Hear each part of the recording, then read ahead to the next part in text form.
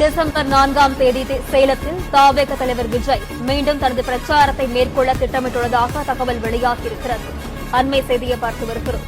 December 4ஆம் தேதி சேலத்தில் தவேக தலைவர் விஜய் மீண்டும் தனது பிரச்சாரத்தை மேற்கொள்ள திட்டமிட்டுள்ளதாகவும் தகவல் வெளியாகியிருக்கிறது.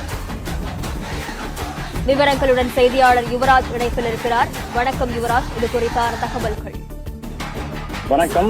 தமிழக வெற்றி கழகத்தின் சார்பில் கட்சியினுடைய தலைவர் விஜய் ஒவ்வொரு சனிக்கிழமை மற்றும் ஞாயிற்றுக்கிழமை அதன் பேரில் அந்த பிரச்சாரத்தை மேற்கொண்டு வந்திருந்தார்.